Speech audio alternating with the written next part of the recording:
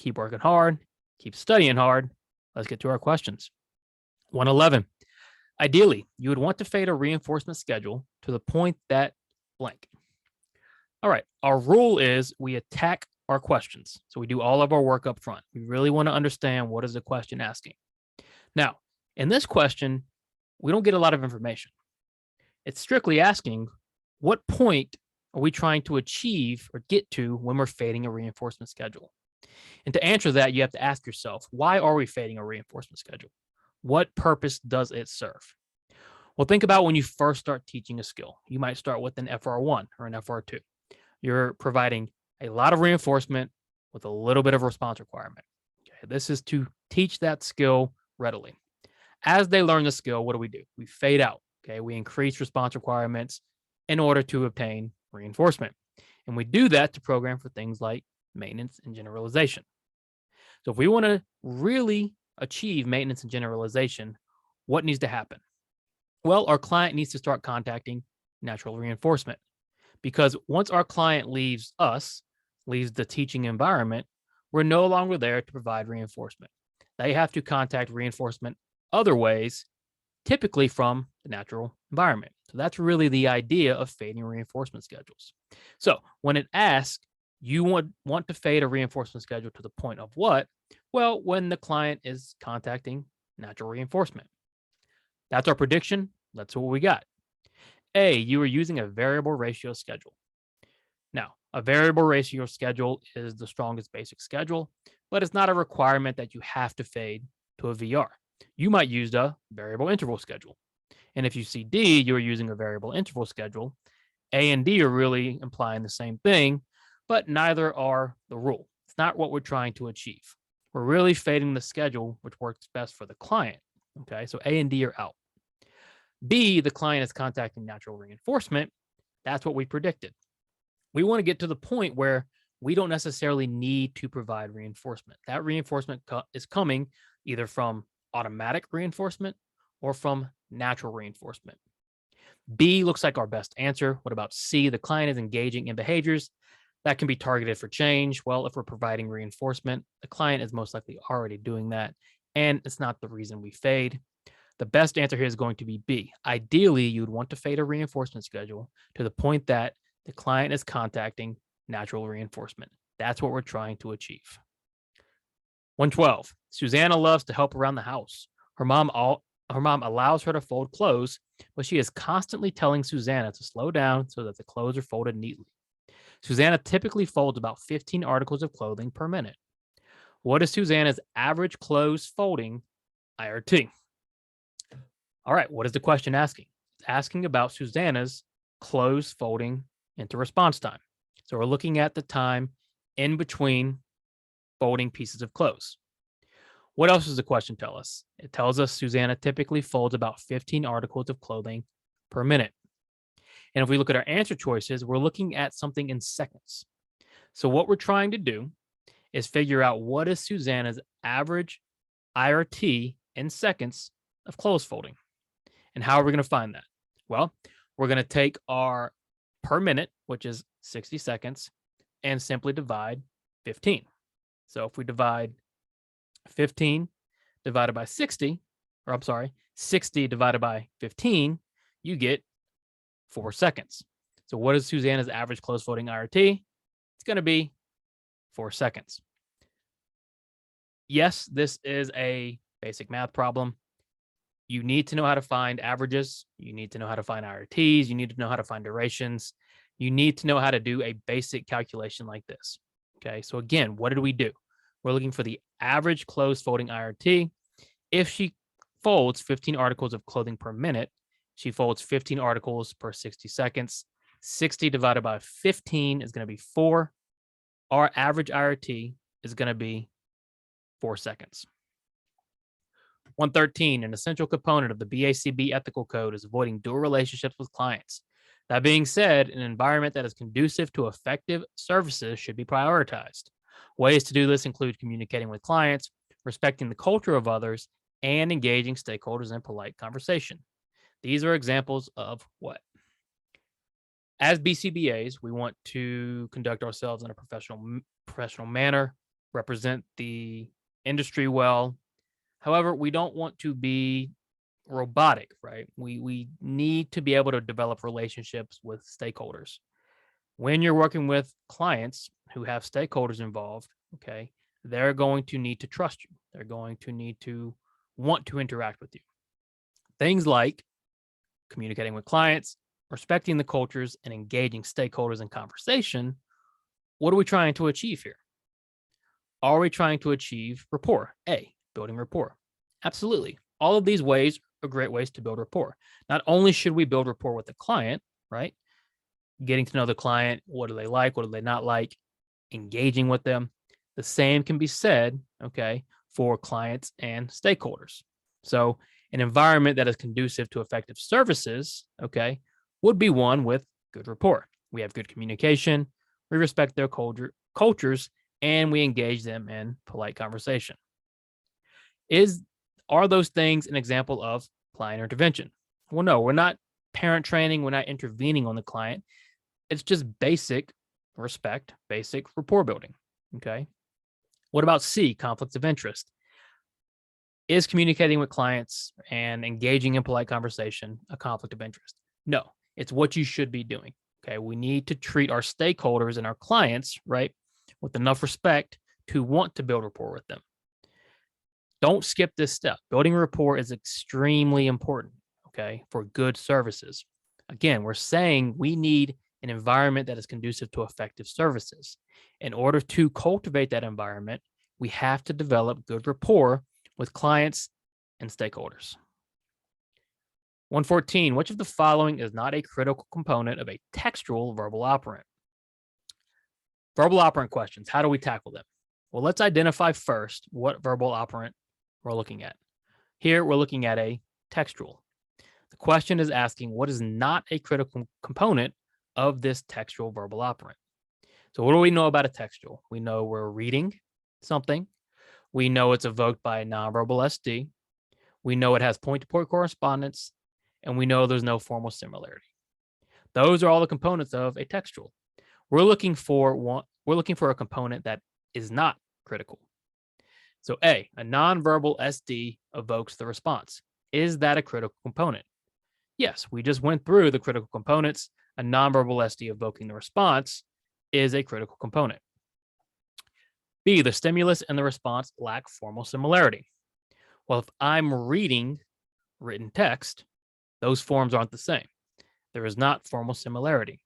That's how you test for formal similarity. Okay, what form does it take? If I'm reading written text, reading and writing are different things. If I'm speaking when being spoken to, well, speaking and speaking are the same. That's what we mean when we talk about formal similarity. What form, okay, does the stimuli or the response take?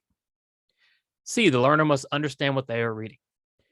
In order to engage in a textual, in order to read, does the learner even have to understand what they are reading? Well, no. Think about when kids first start learning to read. You know, they might be reading words and reading sentences, and they might not have a clue what it is that they are reading. That comprehension piece comes a little later. But in order for it to be a textual, the learner does not have to understand what they are reading. C is not a critical component of a textual verbal operant. What about D? There is point-to-point correspondence. Is there point-to-point correspondence in a textual? Yes, you should be reading exactly whatever you're seeing. That is the definition of point-to-point correspondence. The not critical component of a textual verbal operant is C. The learner must understand what they are reading. 115, behavior analysts have an obligation to do which of the following? All right, this question, we can't really attack it. There's not a lot of information. It's a very short, straightforward, to the point question. So we need to look at our answer choices and decide which one is an obligation of behavior analyst. A, guarantee effective intervention and service. So be careful here. Is it our obligation as behavior analysts to guarantee effective intervention and service? No, we should never guarantee anything. No matter how good you are as an analyst, there's no way to guarantee your services will be effective. So we can't, and it isn't an obligation to guarantee this. B, act in a way that reflects positively on the field of behavior analysis. Yes, this is straight from the ethical code, straight from the BAC board. Okay, behavior analysts have an obligation to act in a way that reflects positively on the field of behavior analysis. Do we pick B and move on? No, we need to read all of our answer choices. So C, provide services to clients for as long as the client requests services. Do we provide services indefinitely? No, we always have to ask ourselves those questions about continuing services and coming up with new interventions. Just because the client requests services doesn't necessarily mean the client needs services. And then D, accept any case regardless of client status. Again, not the case. You might not have the competency for the client. The client might not be able to afford services. There's a million reasons why we might not accept a case. We don't just accept anybody regardless of their status. Okay. So, out of these, what is an obligation of a behavior analyst? It's B, act in a way that reflects positively on the field of behavior analysis. 116, a new set of filters was just released on Snapchat. Your client loves to play with the filters and take pictures of themselves using each filter. This serves as reinforcement for your client. A couple of pictures are especially cute, so you post them to your story knowing that the pictures will disappear anyway. Is this okay? Can you post pictures and videos and media to your personal social media? No. Okay. Regardless of waivers, regardless of anything they sign, the ethical code says we do not post clients to our personal stories, personal timelines, personal social media. Business social media is different. If you get waivers, if you have a disclaimer, you are allowed to post on your business pages. Personal pages are not. Okay. So, in this situation, is it okay that you took these pictures and posted them to your story? A, yes, the pictures are not permanent, therefore privacy is not at stake. Well, that's not necessarily true. Just because they're not permanent doesn't mean somebody's not going to see them as long as they're around. B, yes, the client uses social media themselves. It doesn't matter if the client uses social media themselves. As long as we are working for that client, we cannot post them on our social media. C, yes, nobody you know knows the client. That might be the case, but sometimes you can't be sure. And it really doesn't matter. You're still posting personal information, personal things about this client on your own story, which is forbidden. So D, no, you should not post your clients on social media. Now, we have to be careful here because yes, you could say, well, if we have a disclaimer, if we have a waiver, right, we can post on our business page. That's true. Okay. So maybe D isn't specific enough, but is D still the best answer given A, B, and C? Yes. On the exam, we need the best answer. Don't argue, okay, with the answer choices. Just take what they give you. D is clearly the best answer here, even though it's not specific enough in terms of an ethical code. Out of all these answers, D is still the one that's best to pick. 117, Selena decides she wants to take a sabbatical to Spain for 6 months. Selena is a behavior analyst with a caseload of 5 clients. What should Selena do before leaving for Spain? There's a very specific part of the ethical code which talks about leave for, let's say, sickness or vacation or extended time off, right? What do we do if we're going to take extended time off? We're responsible for 5 clients. How should Selena respond before she leaves for Spain? She's going for 6 months, okay? We can't go a whole 6 months without Selena giving services, okay? What does Selena need to do before she leaves for Spain? A, pause all her clients and sign a contract that says services will resume when she gets back. Now, is it fair to the clients that their services are paused because Selena is leaving for 6 months? No, that's not going to be the best, most ethical way to handle this, okay? You can't just leave your clients hanging, right? Saying, when I get back, I'll resume your services, okay? That's not going to cut it. B, transfer her clients to other analysts or help her clients find services elsewhere. Yes, we need to try our best to continue services for the clients, whether that be with other analysts at our own company, other companies entirely. We need to do our best to continue as is. We can't just abandon them because Selena is going on vacation for 6 months. B so far is our best answer. What about C? Develop transition plans to exit her clients before she leaves. We're not exiting the clients. The clients aren't done, right? The clients are still receiving services. Just because Selena's taking a break doesn't mean the clients are taking a break. We need to start transferring them or helping them find services elsewhere. And then D, continue providing services to our clients while in Spain. Is that really realistic? Is Selena going to be able on her sabbatical for 6 months to provide good service to 5 clients? I don't know, right? That seems a little unrealistic. If she's gone for 6 months, it's probably better, according to the ethical code, to transfer her clients to other analysts or help her clients find services elsewhere. Our best answer here is going to be B.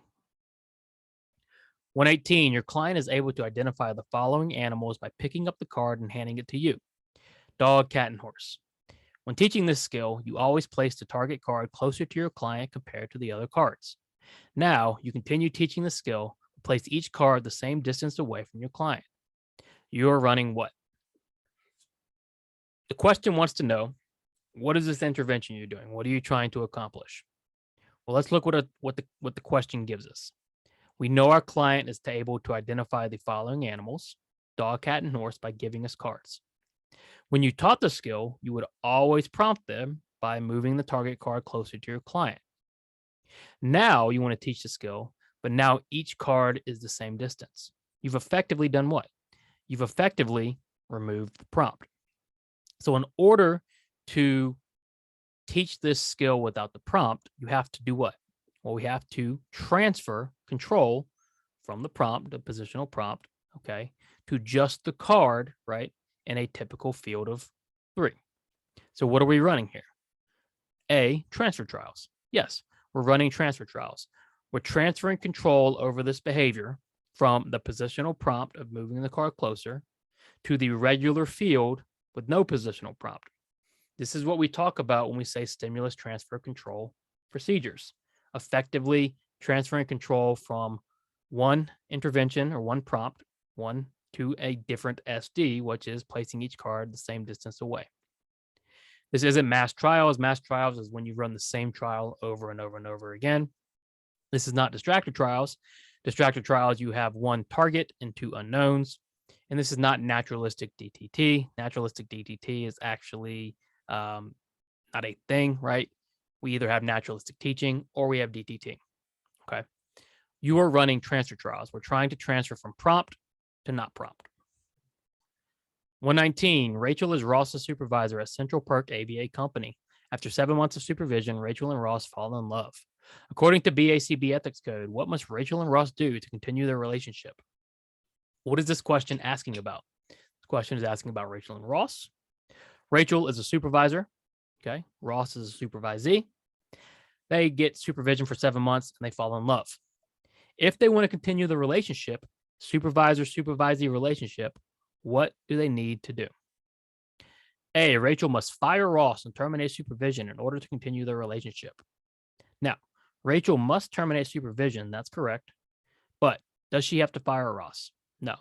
They've technically not done anything wrong yet.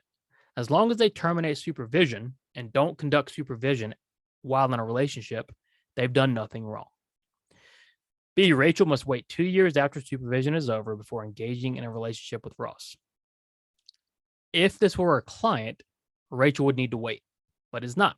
It's a supervisee. There's one thing she must do. She must C, Rachel must terminate supervision and document that supervision has ended. If they want to continue this relationship, they cannot participate in a supervisory relationship any longer. And then D, Rachel is free to pursue this relationship with no change to supervision. That's just incorrect.